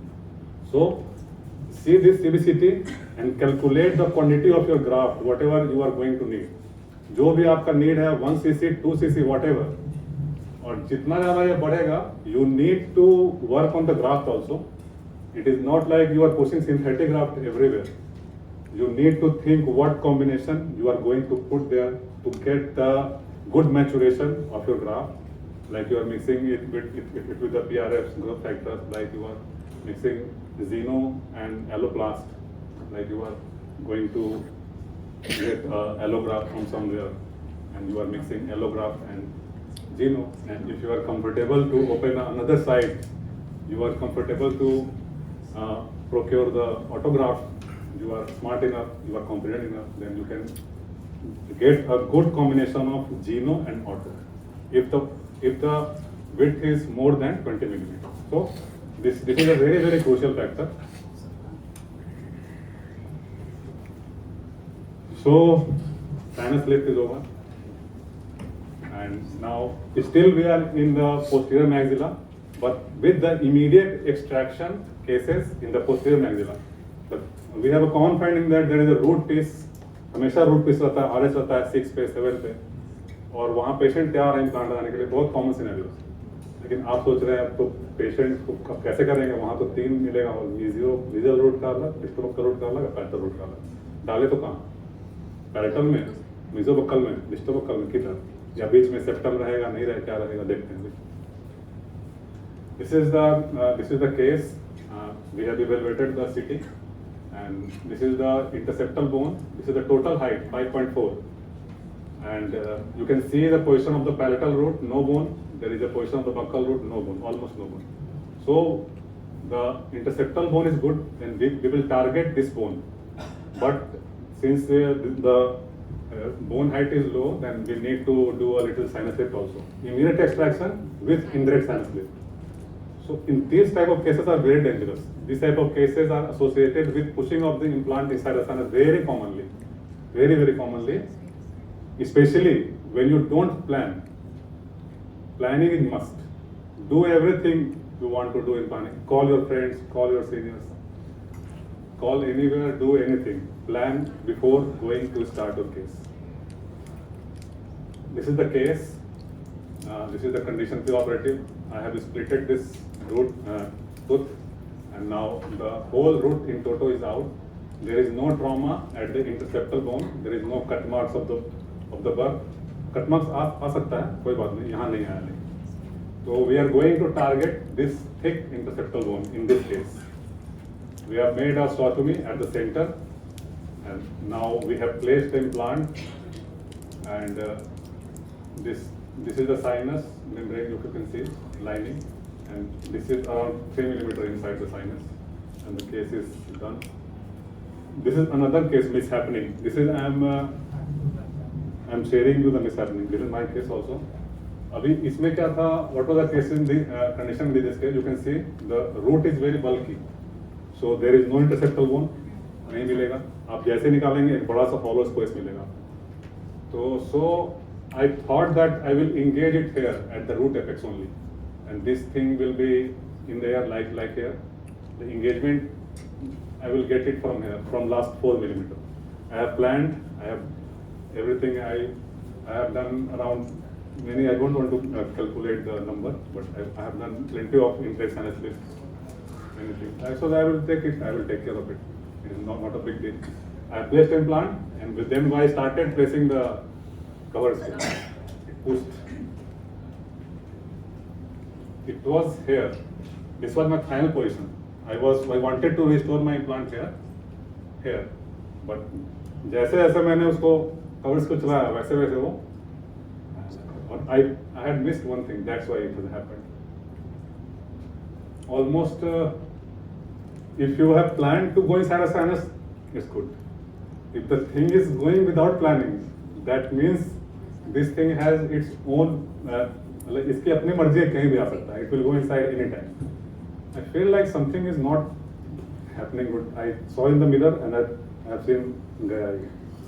Then I have done a radiograph and पूरा tight भी नहीं किया मैंने, मतलब करना चाहिए था. Tight नहीं होने का भी एक कॉम्प्लिकेशन है. अगर कवर्स को टाइट नहीं हुआ इम्प्लांट में, उसका भी कॉम्प्लिकेशन है. Blood will get trapped inside the implant and that will necrose, and that way you will see the small sinus after few times. तो ये गया, लेकिन क्या करता है, एकदम स्नेकली टाइट करके छोड़ दिया मैंने, एज इट इज, कुछ नहीं किया होगा. हाँ, अभी मैंने इसको लॉन्ग टर्म के लिए छोड़ा हुआ है. ये 8 months हो गया होता है. अब मैंने पेशेंट को फोन किया था अभी कुछ टाइम पहले. मैं सोचा कि फाइनल करके लाऊंगा इधर. 10 दिन पहले फोन किया तो बोला आ रहा हूँ सर. तभी आया नहीं, आएगा वो. ऐसे फेलियर ज़्यादा नहीं शेयर करूँगा, 1-2 ही. ठीक है. तो ये इवेल्युएशन ऑफ इंटरसेप्टल बोन. अच्छा, उस केस में क्या हुआ था, प्रॉब्लम क्या हुआ था मेरे से, कि यू विल सी हियर, यहाँ पर ध्यान से देखो, you will not see the bone. ठीक है, यहाँ थोड़ा दिख रहा है, लेकिन after doing that case I again evaluated the CT. Then I found that there was a periapical lesion where I wanted to get the engagement, and there was a periapical lesion and I missed that. Missed with the radiolucency of the sinus. I thought that this is sinus, but then I evaluated it. I found that there was a radiolucency. तो कहाँ से वो stay करता? वो laterally करता. Laterally there is soft bone. तो थोड़ा भी सपोर्ट नहीं मिला तो पूछ रहा. तो वो था तो हो गया डायग्नोसिस. अब आगे से ख्याल करूँगा कि और अच्छे से रीड करो सीटी को. हाँ, तो in this type of cases you can see there is a good height. There is a good height above the root apices, and there is a good intersectal bone also. Okay? And here you can see there is a no bone, and there is a no bone above the roots also. So these type of cases you have to leave. लालच नहीं करना हमेशा. छोड़ना भी है, जो best हो वही करना है बस. तो अभी इसको करना है, इसको नहीं करना है. कब नहीं करना है वो भी जानना है. इसको नहीं करना है. You don't need to touch this. Extraction करो आप. If you want to grab that side, graft it. If patient is ready to pay, graft कर दो आप. नहीं तो फिर छोड़ दो, फिर बाद में प्लान करेंगे. कोई बात नहीं. And never put your implant inside the parietal root. I have seen many cases on social media, on anywhere. The patient, the people have extracted and they have put the implant easily in the parietal.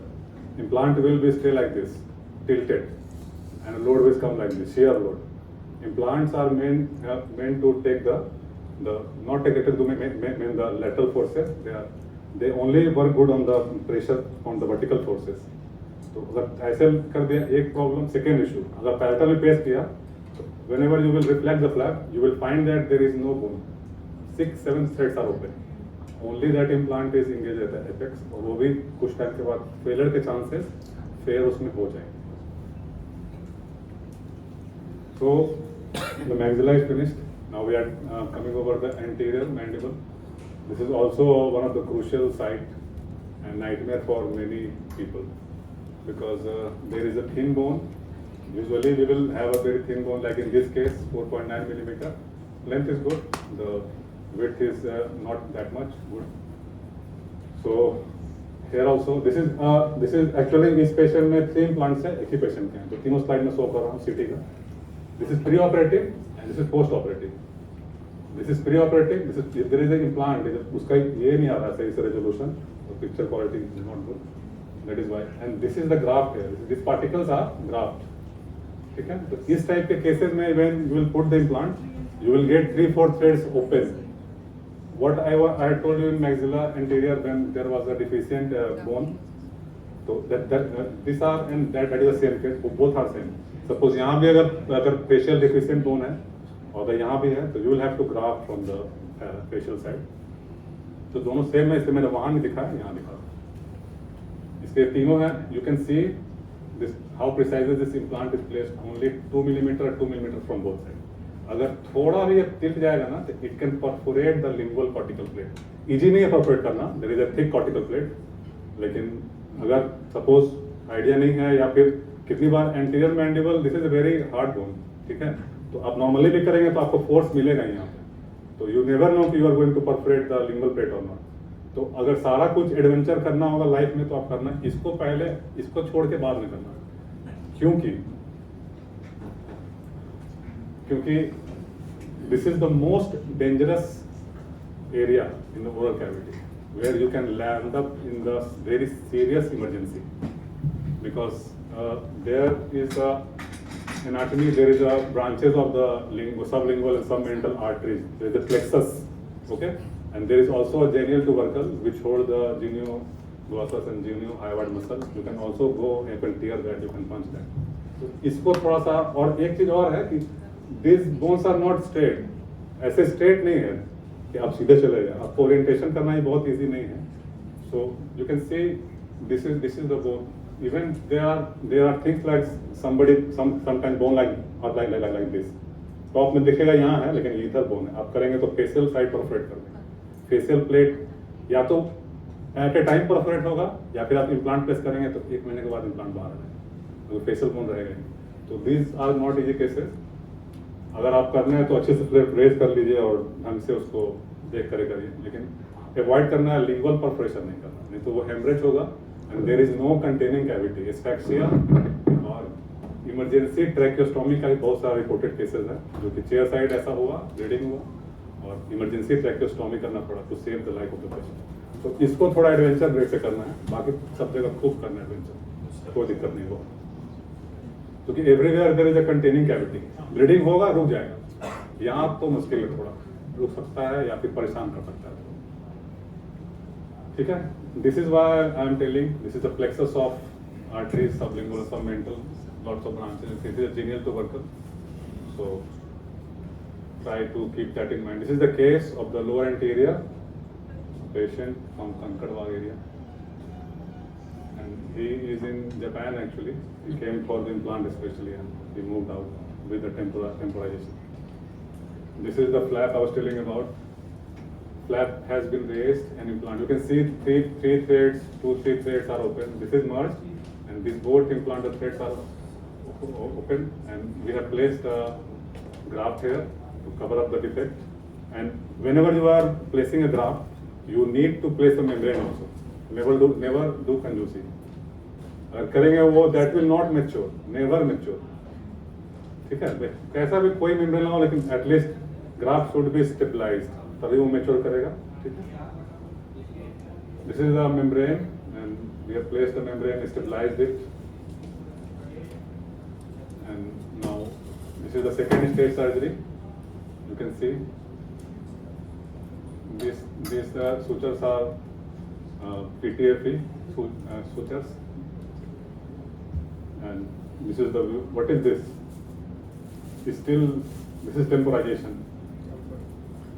अगर आगे में दांत निकालते हैं हम लोग तो टेम्पोराइज करना ही पड़ता है। एंटीरियर थर्ड जो है टेम्पोराइज करना ही करना है, by any means, because patient has come to you for the tooth, not for the implant, everybody knows, ठीक है। अगर आगे आएंगे तो, अगर यहाँ आएंगे तो फिर ये एक एसिक्स अप्लायंस है, जो रिटेनर हम लोग देते हैं ना, वो इन्वेजिलिंग वाला retainer, that is same thing, वो बनेगा, और इसके अंदर जो है ना वो टूथ एक्रिलिक वो फ्लो करके वो टूथ बना देगा। तो पेशेंट जब पहनेगा ना, तो जहाँ जहाँ टूथ है तो वहाँ टूथ दिखेगा, और यहाँ तो टूथ नहीं है तो वहाँ टूथ फिल्ड है, तो पेशेंट स्माइल करेगा तो बिल्कुल नेचुरल दिखेगा, just like aligners. This is called Essix appliance with tooth, Essix appliance with tooth. तो ये इनको परमानेंट, ये रिमूवल भी है, इसलिए पेशेंट के लिए मेंटेन करना है हाइजीन। अगर यहाँ पर एक टूथ मिसिंग होता तो हम लोग क्या करते हैं टेम्पोररी के लिए, तो हम लोग उसको फाइबर स्प्रिंट लगा करके उसको टेम्पोराइज करते हैं, या फिर मेरीलैंड ब्रिज भी दे सकते हैं, सेम अपर में भी है, फाइबर कर सकते हैं, मेरीलैंड कर सकते हैं, या फिर अगर आपका इम्प्लांट अगर अच्छा स्टेबिलिटी है तो you can directly go for the temporization with the implant, ठीक है। Mandibular molar area, what is this implant? This is not my case, that was my case, this is not my case, this is not my case. That where is this, in which area is this implant? Below the molar arteries. Correct, Dr. Saab. So for the posteriors, you again you need to refer the CT. अभी यहाँ CT देखेंगे, you can see this curve, C-shape curve. These are not always available, but these are very common, the 7 region. ठीक है, 7 region में Mylar arteries थोड़ा सा और broad हो जाता है, तो सब माइलर हैवाइड एरिया जो है वो कनकेव हो जाता है। And there is a classification for this, C type, U type, A type. तो एक इसमें टाइप है जो सी टाइप है, उसमें ऐसा मिलेगा आपको डीप कर्व। तो सीटी किए रहेंगे तो you will plan that my implant will go from tilted like from here, not like this. Top तो ये है, जब यहाँ जाएंगे तो दिखेगा अच्छा बोन यहाँ सेंटर यही है, सीधा दिमाग में चल रहा है, हाँ पैसा जमा है, करो जल्दी जल्दी। तो ऊपर से जाएंगे तो यू कैन परफोरेट है, ठीक है, लेकिन चांसेस आर लेस, 83% चांस है कि आप परफोरेट नहीं करेंगे, स्टडी है 83% चांसेस आप नहीं करेंगे, because that is not so close to that, मतलब 10 mm 11 mm का मिलेगा ही आपको मार्जिन, लेकिन that is not the case always. Sometime there is a resorbed bone, ठीक है, sometime this C is very high, तो in that type of cases you will have to evaluate CT and CT every time. So do the evaluation. You can see यहाँ implant ये है, परपेटर के यहाँ आ गया, यहाँ आ गया, यहाँ, ठीक है। तो ये देखना है, and you can see the arteries going from here. This is the malar artery I was talking about, 7. धीरे धीरे यहाँ पर उतना नहीं है, लेकिन जैसे जैसे आप पोस्टीरियरली जा रहे हैं, this is more aggressive below the 7. 6 के पास भी है लेकिन थोड़ा डाउन है, 7 के पास हायर पड़ता है, ठीक। 7 के पास देखो ऐसा है ना कि जैसे कि देयर आर थिंग्स, जैसे कि बाइकॉटिकल में क्या है कि बकल सिल्फरिया में आदमी इंगेज कर देता है, वहाँ engagement is priority, that implant is flexible, you can till that implant, ठीक है। लेकिन we are not dealing with that kind of implant, we are dealing with the rigid implant and our prosthesis is more important than anything, ठीक है ना। Better not to do, अगर पता है कि लैंड अप करेंगे मेश में, patient बार बार clinic पे आएगा, हर 2 महीने पे आ रहा है, बैठ रहा है, इरिटेट कर रहा है, वो भी हो रहा है, आप भी हो रहा है, उससे बढ़िया है कि नहीं करो। तो इस पेवेन में आप बकल से उसमें नहीं प्लेस कर सकते, you have to see the functional cast, you have to see where the load is coming, वो सब कुछ इवेलुएट करना है। I am just giving a light on one aspect of the implant world, this is the very vast subject, ठीक है। और plan करने के पहले you have to see the where my prosthesis is going to come, what is the ideal position of my prosthesis, वो देख के ही इसका प्लान करना है। These are just the associated factors. So this is the one case, DTR, drilling through the roots.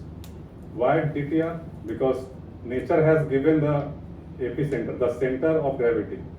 The like interceptal bone is the center of this space. So it is more preferable that you go directly inside between the both roots, and for this you need to have at least 4 to 5 millimeter of bone periapically. मतलब roots ऐसा है, inferior radicular canal ऐसा है, so it should not like touch like this, क्योंकि if you will do a osteotomy in the middle of it, after doing the osteotomy, suppose 4.5 तो जाएगा ना posterior में, आपने जब tooth को extract करेंगे, you will see that there is no bone, मतलब that interceptal bone has gone, no interceptal bone. So where you want, you have to engage your implant periapically 4 to 5 millimeter, and there must be a safe distance of 2 millimeter, ठीक है। अब यहाँ पर अगर एक thin implant में जाएंगे, taper implant में जाएंगे, तो there is less chances of hurting the inferior canal, लेकिन यूजुअली जो हमारे इम्प्लांट्स है वो उतने टेपर नहीं है, they are broad at the base, तो वो चीज़ को देख के चलना है। तो अगर आप DTR कर रहे हैं तो आप पहले IOPM में भी देख लें या CBCT में देख लें कि देयर इज 4 to 5 millimeter at least bone to play, ठीक है। Now DTR has been done and the implant is placed at the ideal prosthetic position at the center, ठीक है। मतलब चारों तरफ से मीजोडिस्टली आप बकोलिंगुअली, ठीक है। This is 1 year follow-up, it is functioning good, actually this case is I think 5 year old, पहले का स्लाइड है तो मैंने उठा के डाल दिया, ठीक है। Case number 2, this is the case where I played little bit, I thought that I will place my implant here, one of the commonest practice we all do and we will all do, ठीक है, करेंगे ही क्योंकि ये सबसे easy है उसके अंदर डालना इम्प्लांट। तो अभी क्या हुआ कि मैंने सोचा कि it is looking like to our little center, I will wash off little bone from here and I will keep my osteotomy little mesial and then I will get the prosthetic position. So I have thought that let it be, देखते हैं, चलने दो। फिर I did, I have dissected the roots, removed, I tried but I failed. Again I landed placing my implant at the distal, so there will be obviously a mesial cantilever, ठीक है। तो अभी mesial cantilever आ गया, ठीक है, कोई बात नहीं। This is the implant and this is the bone was little, but you can say it was very hard, so हो नहीं पाया वो चीज़ जो मैंने प्लान किया था, वो लेटरली उतना कट नहीं हो पाया, थोड़ा हुआ लेकिन वो बार बार स्लिप कर जा रहा था उधर, क्योंकि वहाँ तो इजीली स्पेस है पहले से। This is the typical example of cantilever in a single tooth, ठीक है। कैंटिलीवर तो कहीं भी हो सकता है, बिग प्रोसेस में भी, स्मॉल में भी। तो my implant is a distal end and there is a nasal cantilever. And this is the prosthesis. Screw hole is at the distal side. You can see the screw hole.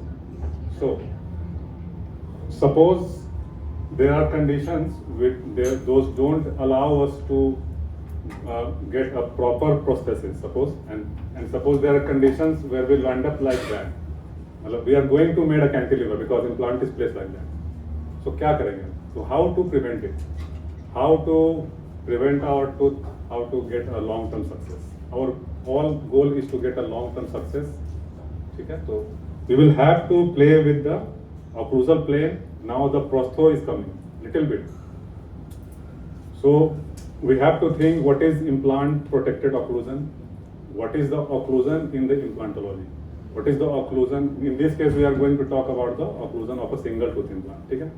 So yeah, there is a, these are the curves the technician has made very beautifully, but this is not the ideal processes in this case. इतना सुंदर का जरूरत नहीं था इसमें. We need a cuspless tooth in this. Okay, the overall the table area, the occlusal area should be at least 35% less than the normal tooth. Correct. तो अभी क्या है कि अगर कस्प कैसा है कि अगर कस्पल इंक्लिनेशन 15 डिग्री बढ़ा तो लैटरल फोर्स जब पड़ेगा तो 30% लोड बढ़ जाएगा आपके प्रोसेस के ऊपर. ठीक है. तो कस्प को मैंने डाउन किया, इधर सारा एडजस्ट किया कस्प को. और in this type of cases wall bit be the approximal contact. Normally तो क्या किया, ठीक है, हाई पॉइंट निकाल दिया, खत्म कहानी, कारण पर ला करके पेशेंट चला गया. तो इस टाइप के केसेस में your there will be only one opposal contact that will land up here at the screw hole area, because we need forces to go directly above the implant. So we are keeping a contact, single contact at here at the screw hole area, and the rest of the area will be out of contact. But we need to evaluate, we need to do this with a 8 mm articulating paper. 8 micron. 8 micron का paper आता है, ट्रोलफॉइल के नाम से आता है, या Bosch का भी आता है. हाँ, वो आप यूज करेंगे 8 माइक्रोन का. और 8 माइक्रोन शुड जेंटली पास, मतलब ना ज्यादा वो बाइट करे और ना ज्यादा लूज रहे, शुड जेंटली पास. हुआ है because in this case we are avoiding the forces. ठीक है. तो और जो नॉर्मल नेचुरल टूथ है, they have got a PDL, they have they have movement of around 0.15 to 0.28 μm. Normal tooth से प्रेशर पड़ता है तो 0.28 तक वो 0.15 से 0.28 तक वो थोड़ा सा सप्रेस होता है. ठीक. तो अगर हम इम्प्लांट को सेम लेवल पे रखेंगे और पेशेंट जब चू करेगा, जब स्टैटिक बाइट पे आएगा वो, तो the whole dentation will go down, the ascent will go down, but implant will be like this. So all the forces will come on that and you will face screw loosening in this. Screw loose हो क्या आएगा, doctor साहब निकल गया, अच्छा लेके आइए लगाते हैं, फिर टाइट करते, फिर 2 महीने डॉक्टर साहब निकल गया, फिर टाइट करते. तो वो नहीं करना है, वो प्लान करना है पहले से. ठीक है. अपोजल टेबल लो रहेगा, कस्पल इंक्लिनेशंस नहीं रहेगा, क्योंकि there is a 2 type of approach. One is static like a crocodile and another one is dynamic. ठीक है. प्रोस्थो. तो अदरवाइज डायनेमिक में लैटरल मूवमेंट करते हैं जैसे काउ चू करता है. तो ऐसे भी सिंगल टूथ इम्प्लांट प्रोस्थेटिक्स के अलावा ऐसे भी जनरल जो इम्प्लांट प्रोस्थेटिक्स का अप्रोजन है, उसमें आपका डायनेमिक मूवमेंट जैसे ही होगा तो वो आपका that should not interfere with the bite. मतलब ऐसा बिल्कुल नहीं होना चाहिए कि डायनेमिक मूवमेंट में कोई कस्पल इंफ्लेशन जो है वो डिस्टर्ब करे. और इसमें आर्टिकुलेटिंग पेपर का काफ़ी रोल है, मतलब फाइन अप्रूजल चेक के लिए, खासकर जिरकोनिया में भी. जिरकोनिया भी 8 mm यूज करते हैं, उसको वो भी काफ़ी रिजिड होता है. तो जिरकोनिया फ्रैक्चर से बचने के लिए आपको प्रॉपर आर्टिकुलेटिंग पेपर यूज करना है, और अप्रूजल जो उसका टेबल है, प्रॉपर अप्रूजल जो एनाटॉमी है, उसको आपको अचीव करना है. तो this is this. Any questions? Thank you.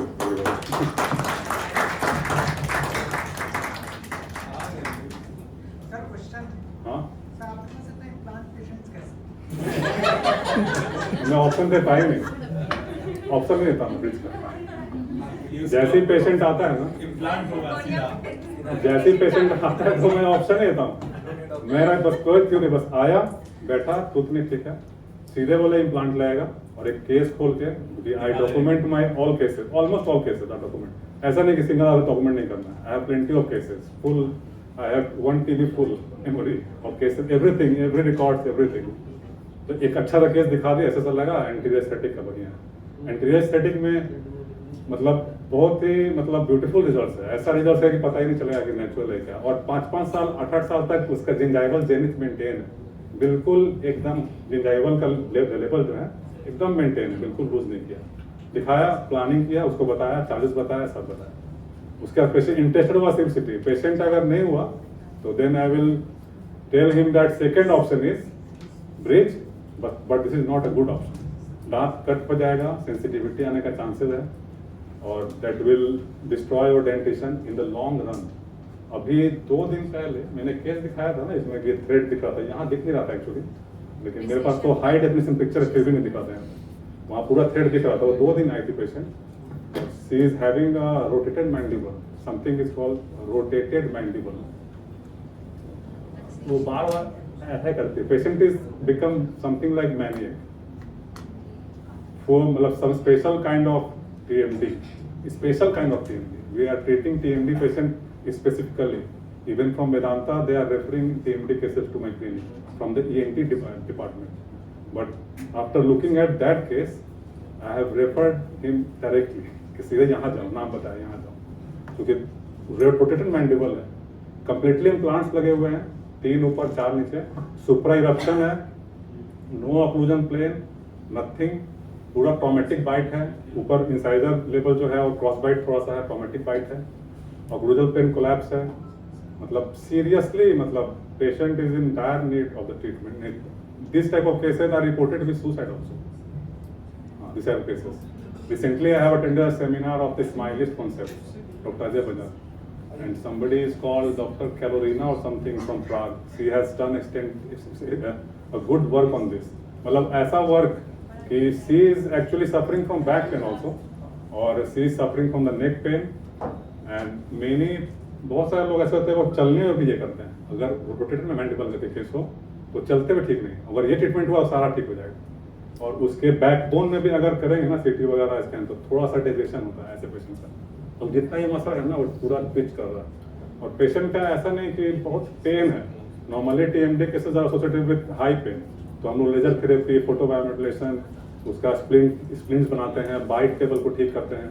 कोई प्रीमेच्योर कॉन्टैक्ट है 7 में कॉमनली होता है प्रोस्थेसिस के साथ ही. पेशेंट का नेचुरली उतना पीड़ा नहीं होता जितना कि हम लोग उसको कटिंग करके और ब्रिज काट के जितनी बार टूथ कटता है उतनी बार वीडियो का लॉस होता है, उतनी बार वो वर्टिकल डायमेंशन लॉस होगा धीरे धीरे, और posterior side of the condyle पे प्रेशर बढ़ता जाएगा, and then will palpate posterior side condyle, patient will do like that. Tenderness of sternocleidomastoid muscle from here to here, neck pain. 30 to 40% of the migraine patients are TMD patients. 30 to 40%. And we dentists are not that much aware of that thing, so that we can convince our neurophysician friends. उनके पास जाते हैं patients और वो untreated migraine का medication लेके घूमते रहते हैं, और 10-10 साल 18 साल से we have treated many cases of migraine also, कि उनको हमने ट्रीट किया और 5 डेज के अंदर 10 साल पुराना माइग्रेन खत्म. और जिस पेशेंट का मैं बात कर रहा हूँ उसका सीवियर पेशेंट वो सीवियर स्टेट में है, वो ऑक्लूजल टेबल लॉस और उसका जो ट्रॉमा है और जो पूरा लॉस ऑफ जो रोटेटेड मैंडिबल उसका टर्म यूज करते हैं इस केस में. मतलब रोटेटेड मैंडिबल पेशेंट ऐसे करेगा, वो ऐसे करते ही है, चेयर में बैठ कैसे कर रही है. अभी वो आई थी, उसका इम्प्लांट का फ्रैक्चर हो गया था, तो मैंने बोला कि FMR होगा पूरा कंप्लीट चेंज. नीचे लगा हुआ है उसका ये कंप्रेसिव इम्प्लांट, 2 यहाँ, उसमें सीमेंटेबल लगा प्रोसेसिस, पूरा कट करना पड़ेगा उसको. सुपर इरप्टेड और 6/7. मतलब मुझे पता है कि she can go for suicide in coming 1-2 year अगर ट्रीटमेंट नहीं हुआ तो. लेकिन ऐसा केस रिपोर्टेड है. लास्ट टाइम जब हम लोग कॉन्फ्रेंस में थे इस पे बात हो रही थी, तो they have shown the cases, they have shown the research articles also on this type of cases. Like patient is walking like this, like patient is this, patient has a back pain, many kind of cases. This is another field. पूरा एक अलग chapter ही है जो कि हम में से किसी को नहीं पता है. ऑलमोस्ट शायद 1-2 लोगों को पता हो, ऑलमोस्ट लोग हम लोगों को नहीं पता, वेयर नहीं है. बहुत पेशेंट होता है पेन है बता मैंने एक पेशेंट कभी झूठ नहीं बोलता, पेशेंट ऑलवेज टेल ट्रूथ. वो पेशेंट है वो बीमार है बोलेगा यहाँ होता है मैंने है, इसको भगाओ उसको. डॉक्टर पेज क्या भेजो. Dr. Ved, any more questions? सोचना ही पड़ेगा. It's okay.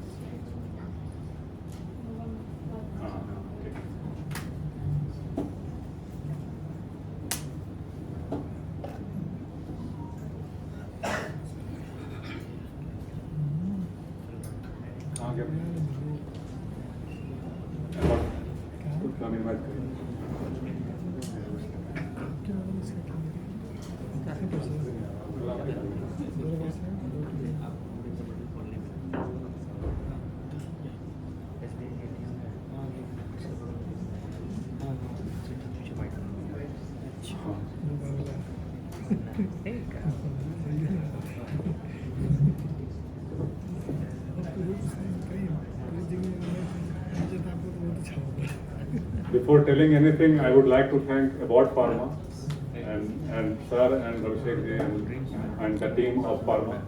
They are always with us. I have already told this many times. They are always with us. Whatever we ask, they don't say no. They know only one word. Yes sir, it will be done. So कभी भी पूछते हैं लोग, कभी पीछे नहीं हटते. So actually I had to present this also, but due to scarcity of time, I didn't get the proper time to go through this. Still, I had put, एक घंटे पहले मैं अपना जो लेक्चर था इसे कुछ स्लाइड में आने से पहले डाला हूँ. तो टाइम था तो अभी बोलना था इसके बाद. तो this is about the aesthetic, but the whole purpose, the message of this presentation is about the desensitizing agents. Like this has started from aesthetic, like glaucoma, the direct veneers, the inclinations, everything, like proportion of the tooth, what should be the proportion. तो वहाँ से करके फिर ये बताएं कि you are going to do animaloplasty, you have cut the tooth, you have cut the dentin also. Now you need a desensitizing agent, correct? And the conventional desensitizing is a potassium nitrate 5%. Actually, that is recommended up to 15%, but the 5% is very safe and that is not associated with any kind of side effect. So 5% is commonly used since very long. And potassium nitrate is a god drug in the field of desensitizing the tooth. And I'm very much convinced. But since every time new things come, and they come for the betterment, and they come after a lot of R&D.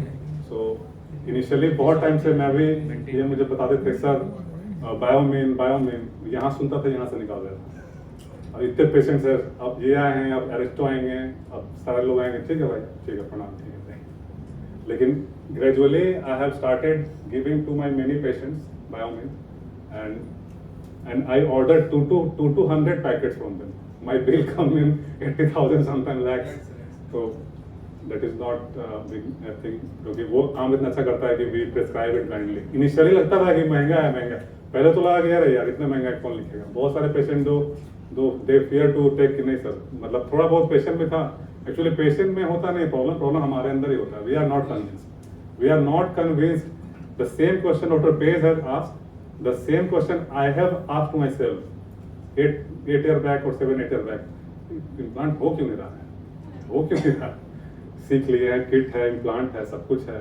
I am the best, सबको होता है हम best हैं, सबको होता है कि सब बेस्ट हैं. कोई मूवी देखता है तो होता है कि हीरो मैं ही हूँ, नेचुरल थिंग. तो मतलब सब कुछ तो ठीक है, लेकिन ठीक था नहीं. ठीक ये नहीं था कि बस कॉन्फिडेंस ही नहीं था बोलने का. जब कॉन्फिडेंस नहीं रहता है ना, तो when you deal with your patients beside the table, the patient is very smart and we are the most dumb, and specially dentist are most dumb. So जब आप बोलते हैं ना, तो आपके वॉइस का टोन, आपका rigidness, facial expression and how you sit in your chair, that all matters and patients read. अभी आप अगर रिजिड से बोलेंगे ना, दिस इज गुड, ये अच्छा है, इम्प्लांट करना है, उसके अलावा सब सेकेंड थर्ड प्लान है, यही बेस्ट है, पेशेंट कराएगा. नहीं भी कराएगा तो वो जाएगा तो फिर आएगा. और अगर वो नहीं भी, अगर कराया चला भी गया, कोई बात नहीं, you will end up doing a good practice of implant. Because implant is not that much costly. Patients have lots of money. In the airport, there is a good crowd. Everywhere in all the restaurants of Patna, you will see all chairs are full. Go anywhere, chairs are full in the weekends. People have lot of money. 15,000 का जूता, 1.5 लाख का phone, सब कपड़ा, Armani और क्या सब पहन रहा है. बायोमीन के बारे में बताइए. हाँ, तो प्रोटेक्शन आइटम, तो बायोमीन जो है, दिस इज अ बायोप्टिक ग्लास एक्चुअली. तो और इसमें एक ब्यूटी और है कि बहुत सारे जो टूथपेस्ट है मार्केट में, वो they are washed off with the saliva, so the effect doesn't come. अगर आप करेंगे ना तो वॉश ऑफ हो जाएगा. और इसलिए हम लोग प्रिस्क्राइब करते हैं keep 7 to 8 minutes over the tooth.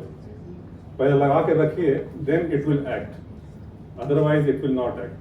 बहुत सारे पेशेंट तो फॉलो भी नहीं करते हैं, दे डू लाइक खत्म कहानी. फिर भी आराम थोड़ा बहुत मिल जाता है, प्लेसिबो इफेक्ट। लेकिन बायोमिन का ब्यूटी क्या है कि it acts in the saliva. जैसे आप पुट करेंगे ना, it will dissolve inside the saliva and the mechanism of action is such that it will dissolve and it will the saliva will accelerate the action. And हम लोग सब लोग जानते हैं fluid dynamic theory. Fluid dynamic theory pressure dentin में आ रहा है, जा रहा है, बचपन से सुन रहे हैं।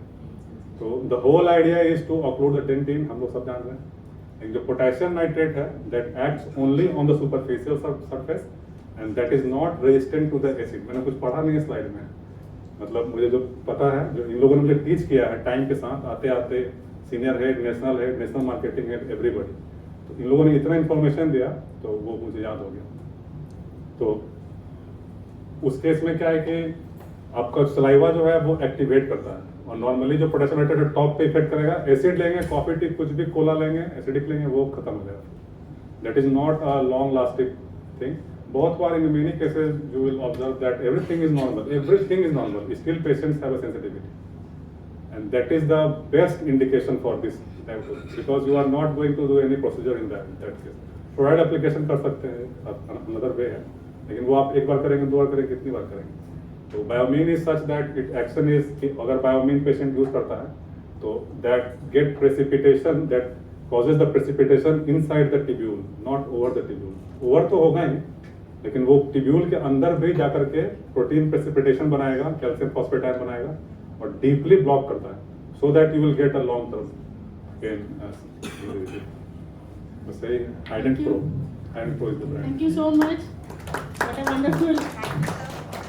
Sorry for the stammering. I have this thing from childhood, so I cannot get rid of this. Sometimes I stammer. Thank you so much, Dr. Ravi Kumar. Thank you so much. Now I request Dr. Tanoj sir to please present bouquet to Dr. Ravi Kumar and the total of the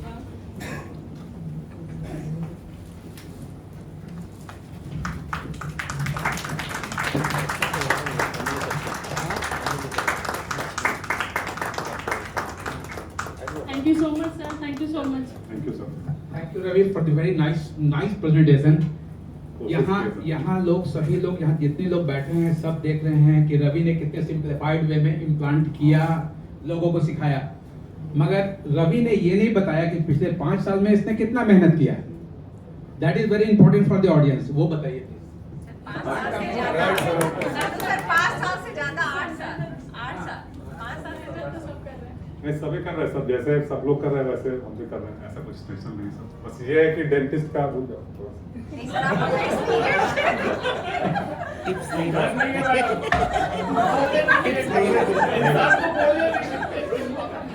एक experience मतलब actually we are family, ठीक है, we are family actually as a soul we are said. अगर कोई यहाँ पर है तो सिर्फ एक ही सोल है, हम डेंटिस्ट हैं, वॉट एवर स्पेशलिटी भी है। एक्चुअली हम, मुझे लगता है सब सेम ही सोचते हैं, हम वी ऑल आर इमोशनल, हम लोग अपने प्रोफेशन से बहुत ज़्यादा लगाव है हमें। मैं देखता हूँ अपने मेडिकल फ्रेंड्स को, दे आर मतलब हैं ऑब्वियसली दे आर मतलब good, but we give more time. We actually, I saw that 99% of dentists, they have paid their whole life to this Fraternity. profession. Everything. Even we don't get time. मतलब after clinic in the night also dentistry, मतलब उठते हैं उसके बाद तुरंत 1-2 घंटे के बाद सो जाता है, फिर सोने टाइम में Sunday Monday every time conference कुछ चलता होता है। तो आई am looking eight everybody is doing like same.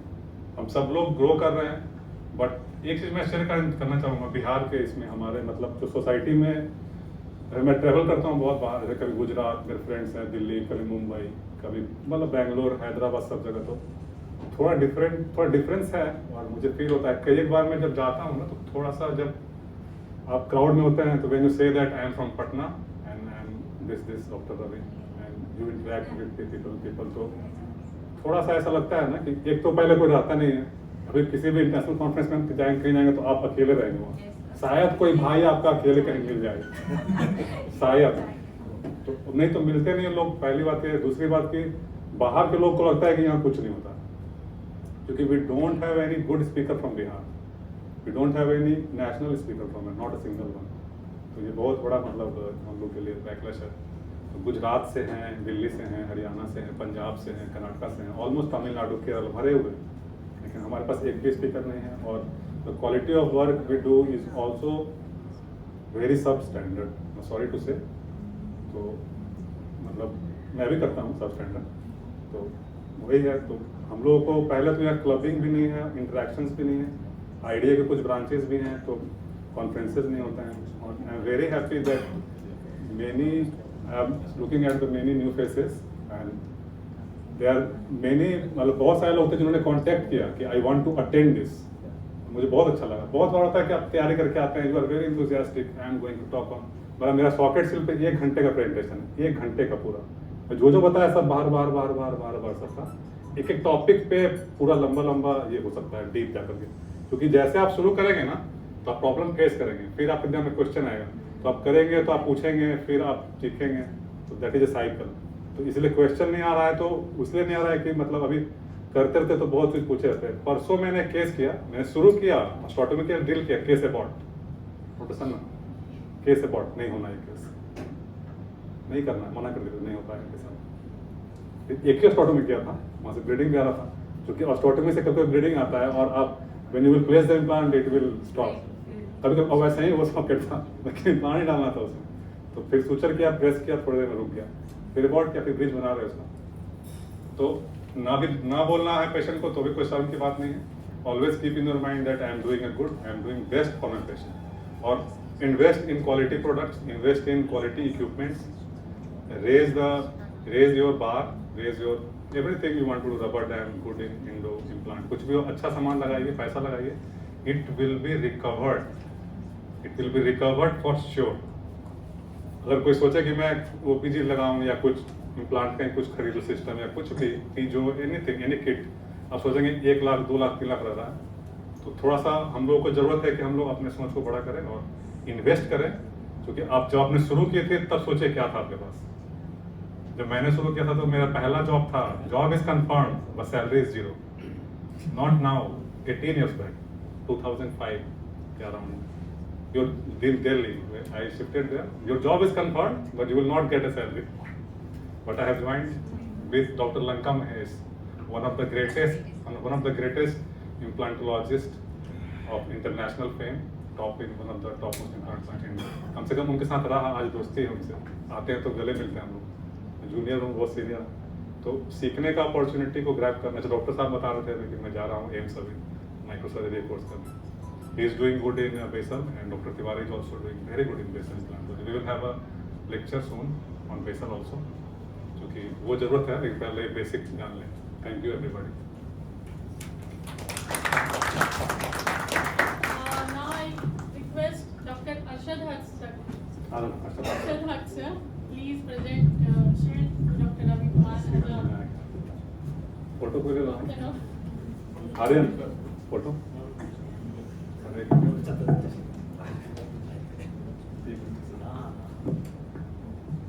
Light on करिए। nice of it, nice of it.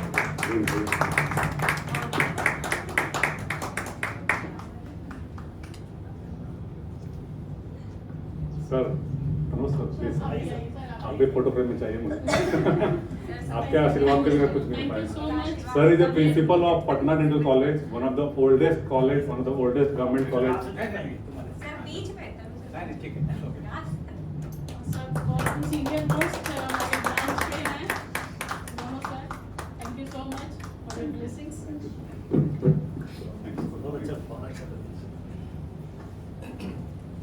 Sir presentation बहुत अच्छा था, बस बहुत सारे क्वेश्चन है वो नेक्स्ट सेशन आज के लिए बस 3 महीने